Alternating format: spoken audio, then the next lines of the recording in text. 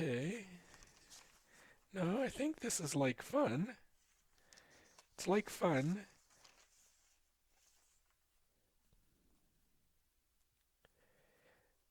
Okay.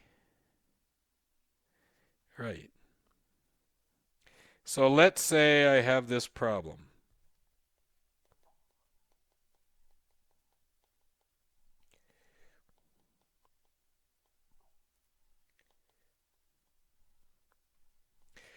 Now, I want to set this up, so let's write this out. Let's suppose I have this.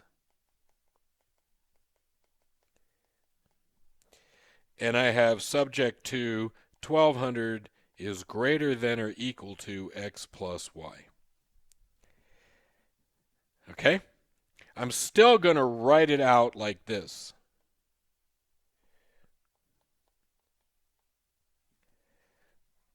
All right?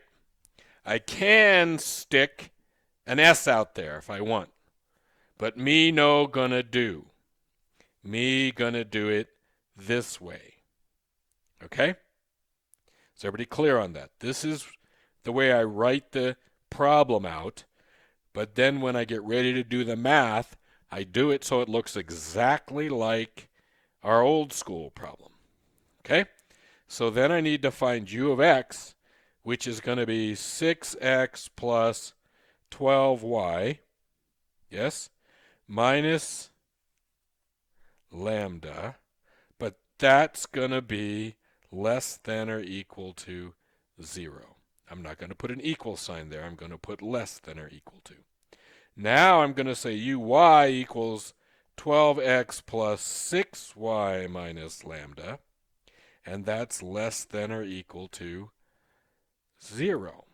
And then I'm going to say u lambda equals 1200 minus x minus y, and that's going to be greater than or equal to 0. And then I have the side condition that y, x and y and lambda are all greater than or equal to 0. They're all positive. Now, how am I going to solve this? I can't just, I can't say 6x plus 12y equals 12x plus 6y anymore, right?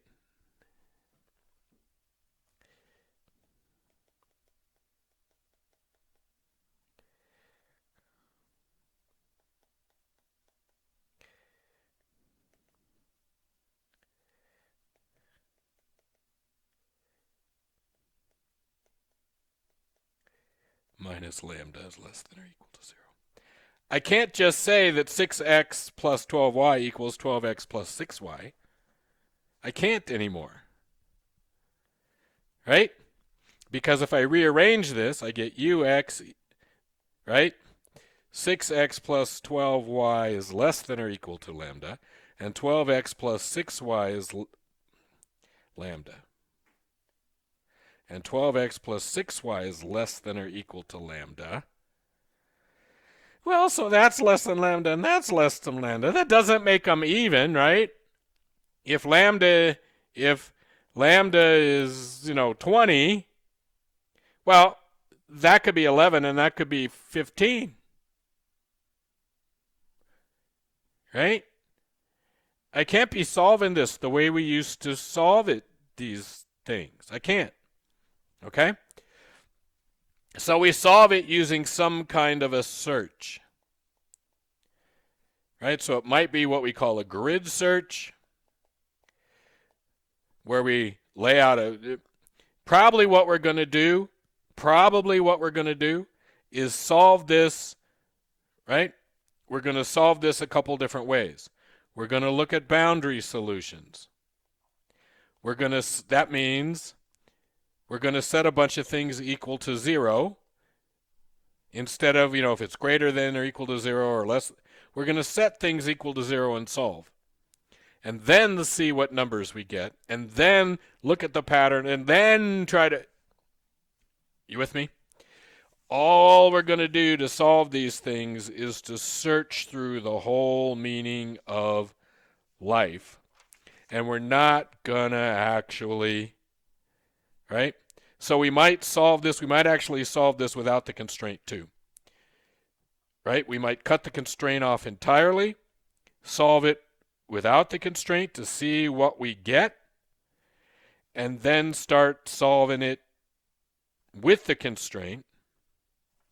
And then there's all kinds of things we can do, but you can't just stick this in your normal algebra and solve it. So I'm not going to expect you to solve one of these suckers. It's not our thing. We're not going to go do that. Right? What you need to be able to do is if I say, I want a max,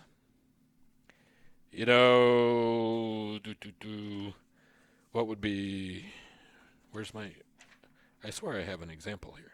Oh, so I want a max, z equals f x y, right? So z equals x minus 1/2 x squared plus y squared, subject to 1/2 x squared plus y squared less than or equal to 9/8, and x and y are both greater than or equal to 0. Now, what would I want you to do? Well, I would want you to be able to say, that means we're going to write out max, right, x minus 1/2 x squared plus y squared plus lambda 9/8 minus 1/2 x squared plus y squared. And now I need to find f of x and f of y and f of lambda, right? And because it's a max, that's going to be that, and that's going to be that, and that's going to be that. Yes, and I can write out all of those, right? And what else didn't I write out? What's missing from this that I didn't write out, right? And then you should write out the Kuhn-Tucker conditions. And what are the Kuhn-Tucker conditions? Are these things plus what?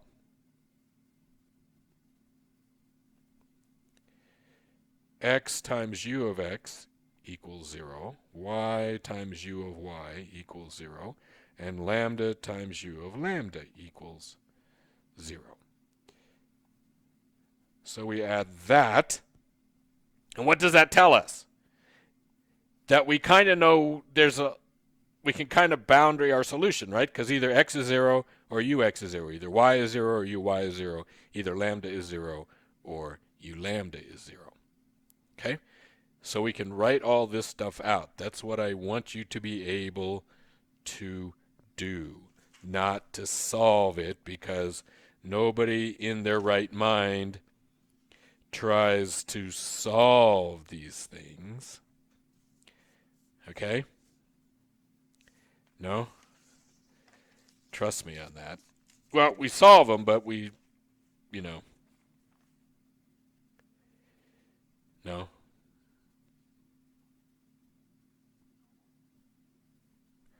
Yeah, we do. We're solving them, but we're solving them with, right? Theoretically solving them. How's that? No? Okay. Yeah.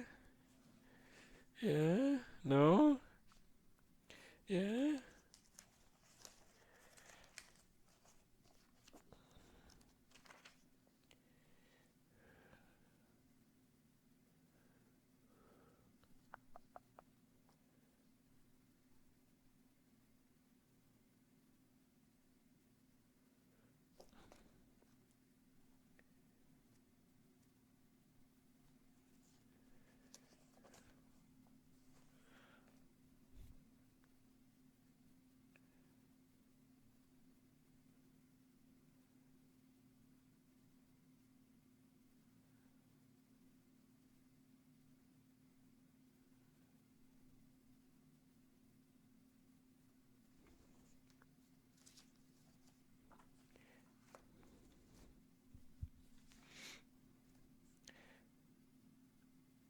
Okay. So if I say I want to max, x squared, y squared, z squared, subject to, 900 equals x plus y plus z. Okay? 900 is greater than or equal to. Sorry. So let's say that that's the problem. All right. Let's say what I want to do is max x squared, y squared, z squared, subject to 900 is greater than or equal to x and y, x plus y plus z. Okay? And x and y and z are all greater than or equal to 0. All right? Okay, fine. Fine, he said, fine. And it turns out that if you do any math at all, you already know what the answer to this is. But we're not actually going to find the, well, we might, but we're not actually going to find the answer. So what do we need? We need f of x, f of y, and f of lambda, right? So we have an equation now that says I want to max x squared, y squared, z squared plus lambda 900 minus x minus y minus z. Okay? Yes? So f of x is going to be 2x y squared z squared. No? Yeah. Minus lambda is less than or equal to 0. F of y is going to be 2y x squared z squared minus lambda is less than or equal to 0. Fy is going to be 2x squared y squared z minus lambda is less than or equal to 0. Okay? Then f lambda is going to be 900 minus x minus y minus z is greater than or equal to 0. And all my complementary slackedness. So f times f of x equals 0. Y times f of y equals 0. And z times f of z equals 0. And lambda f of lambda equals 0. Okay? Those are all the complementary slackness ones. Complementary slackness. Got that? So this is the Kuhn-Tucker conditions. If I say, here's your equation, find the Kuhn-Tucker conditions. You say that, right? Those three equations. And you say those gazillion equations. And those are the Kuhn-Tucker conditions. Now, if we solve this, again, we would solve this trying different ways. It's going to turn out to be that x equals y equals z equals 300 each. But you with me on this? You can't solve this puppy. You can't algebra this. There's no chance that you're going to algebra this, right? You're also going to find that that's 0. That's going to turn out to be 0. And lambda is going to be greater than 0. Because there's an advantage in making this bigger. Okay? If I was minning this, min,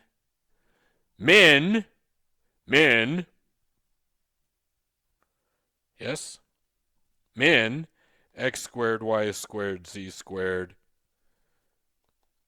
subject to 900 minus x minus is greater than x plus y plus z. Okay? And x and y and z are all greater than or equal to 0. Now, again, my Kuhn, I'm going to set up that equation, right? I'm going to say x squared, y squared, z squared plus lambda, I'm trying to min this, plus lambda 900 minus x minus y minus z. Okay? Are we clear on that? Now I'm going to take f of x is going to be 2x y squared z squared minus lambda, but now that's going to be greater than or equal to 0, right? So back here it was less than. Here it's going to be greater than. Fy equals 2x squared y z squared minus lambda is greater than or equal to 0. And Fz is going to be 2x squared y squared z minus lambda is greater than or equal to 0. Okay? And I'm still going to have f lambda, which equals 900 minus x minus y minus z, is greater than or equal to 0. And I'm going to have fxx equals 0, yfy equals 0, zfz equals 0. Yeah? And lambda f of lambda equals 0. Now if I solve this with these signs, right? Different signs there. Then here, see how the difference greater than, less than? So the solution, let's go back. What's the solution to this? The solution to this is,